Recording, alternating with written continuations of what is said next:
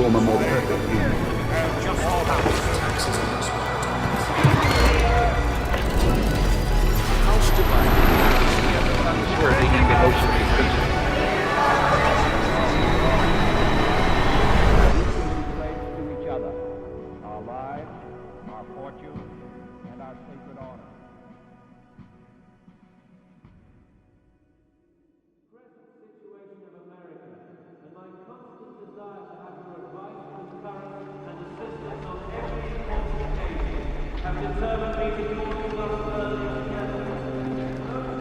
Within the cold, cavernous halls of Westminster Palace, the air is stiff with formality, and the marble floors echo under the measured footfalls of Sir Francis Molyneux.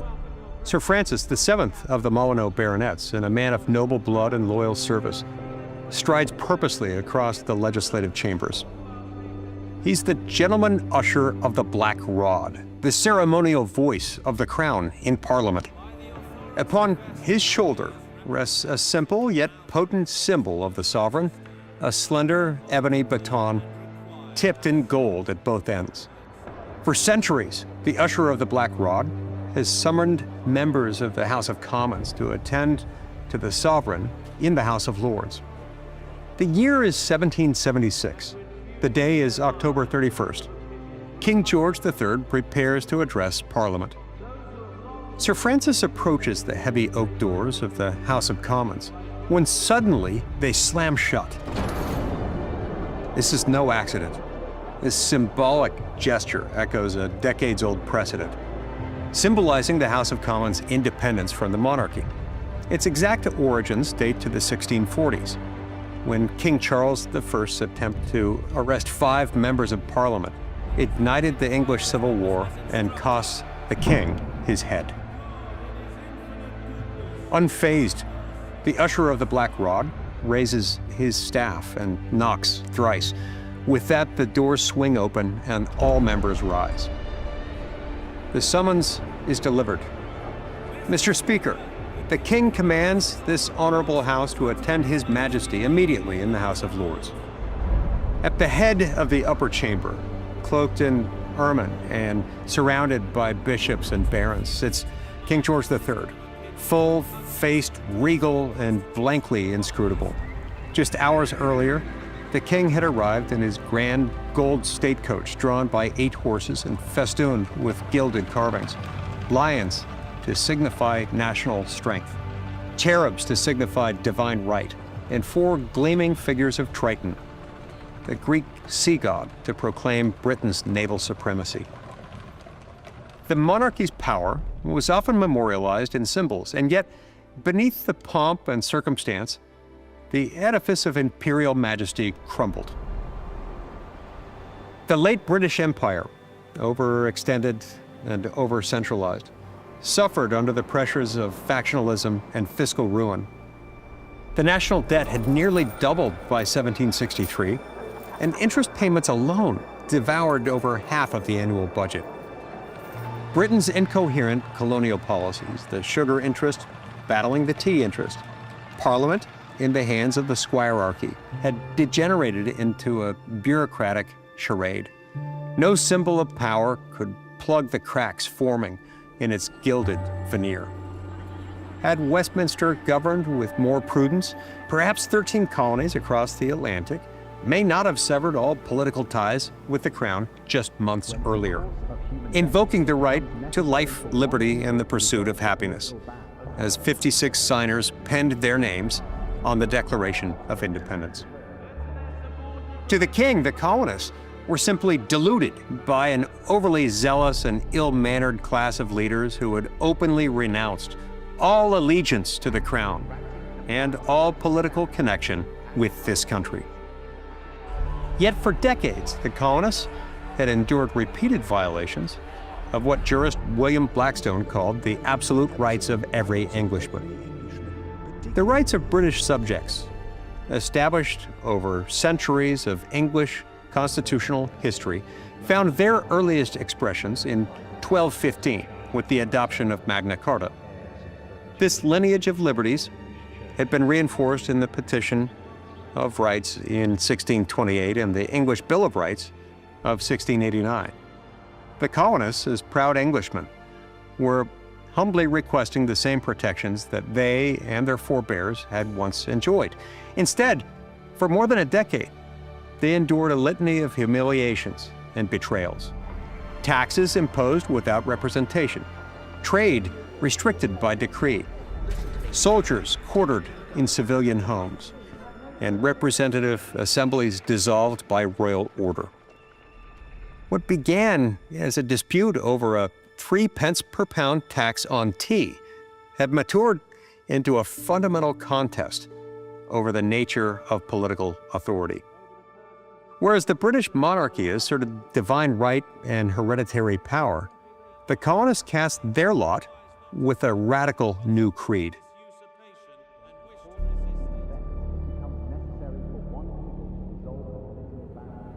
Governments are instituted among men, deriving their just powers from the consent of the governed. Still, there is a sentence, one sentence, that is echoed across continents and endured through centuries. We hold these truths to be self-evident, that all men are created equal. That sentence did not simply declare American independence, it declared a revolution in human thought. At a time when birth alone often determined the extent of one's achievement, this sentence shattered assumptions that for too long had governed the old world. It declared that truth exists, that it is knowable, and that man, by virtue of being human, is endowed with inalienable rights. It declared that liberty is not dispensed at the mercy of the state, rather, it is given by God. The English Civil War of the 1640s had already tested the limits of royal power, culminating in parliamentary independence. Now, over a century hence, the symbolic scenes at Westminster, the knocking of Black Rod, the slamming of the Commons' doors, the King's florid address, were the mere remnants of a once mighty empire. The very ritual of barring Black Rod, once an assertion of defiance, echoed hollowly. Across the Atlantic, a much deeper form of defiance had taken root. The Declaration is a promise. More than that, it is a compass, pointing always toward the dignity of the human soul and the solemn duty of free citizens to guard against the rise of tyranny no matter what title it claims. Sentence after sentence, Thomas Jefferson distilled centuries of political thought into one audacious proposition: that government is not the master of man, but his servant. Among those in Parliament who grasped the gravity of this development was the eloquent orator, Sir Edmund Burke. Just 1 year prior to the colony's Declaration of Independence, Burke, who had long sympathized with the colonists, issued the following warning before Parliament: "A love of freedom is the predominating feature which marks and distinguishes the whole of the Americans.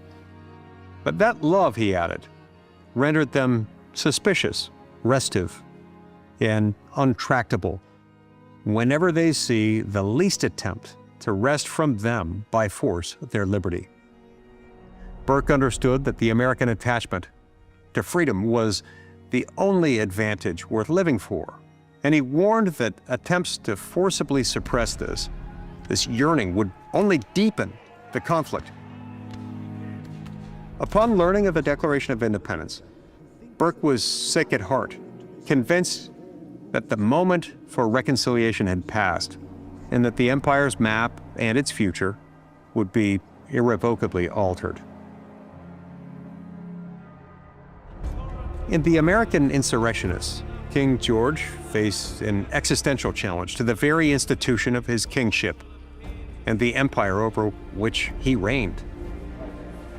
Upon his ascension to the throne in 1760 at the young age of 22, the king famously proclaimed, "Born and educated in this country, I glory in the name of Britain." The colonies were part of that glory, extensions of himself as king, but by 1776, that identity was being reshaped by forces greater than him. 1 year prior to the signing of the Declaration, it was already becoming clear that the old world was giving way to the new.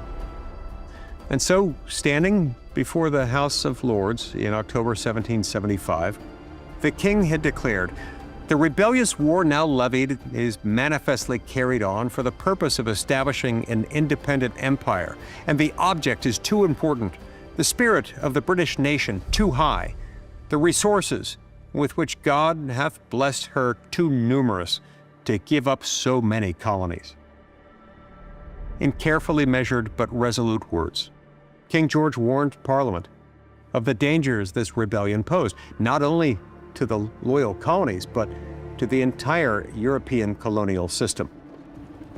He called for unanimity at home, promising to uphold British honor and restore order. British rule had undoubtedly grown increasingly arrogant and unaccountable, driving the colonists to embrace the only option left at their disposal: independence. The colonists had tried to seek peace. In the summer of 1775, the Continental Congress drafted the Olive Branch Petition, a humble appeal to King George III, pleading for his intervention to secure the proper rights of his colonial subjects. The petition, largely the work of political moderate John Dickinson of Pennsylvania, addressed the king with reverence, blaming ministers in London rather than the monarch himself for the escalating tensions. But the petition arrived too late. When the colonial envoys presented the petition to Lord Dartmouth, the king's secretary for the colonies, they were met with silence. His Majesty refused to receive the petition personally or grant any reply. In fact, on October 23rd, days before the petition arrived, King George issued a proclamation branding the colonists as traitors, engaged in open rebellion, commanding all officers to exert their utmost endeavors to suppress such rebellion. The king's decision was final. No compromise, no negotiation, only the suppression of American unrest. And so we return to Westminster in the fall of 1776, where King George issues a call to arms. "If their treason be suffered to take root, much mischief must grow from it, to the safety of my loyal colonies, to the commerce of my kingdoms, and indeed to the present system of all Europe." The king's implausible claim to British happiness rang hollow against the colonists' cry for life, liberty, and the pursuit of happiness. By the time Parliament rose, a new world had already sprung. The echo of Black Rod's staff sounded the first notes of that radical transformation. But the real knocking, one that would echo through the ages, was issued not from a black rod, but from a bold declaration nailed to the conscience of mankind. When the colonists slammed their own metaphorical doors on the British crown, they did so not as traitors, but as rightful heirs to Magna Carta, to habeas corpus, and to Parliament's own sacred independence. By the time the king stood before Parliament, the revolution was underway, not just on battlefields, but in the hearts and minds of men.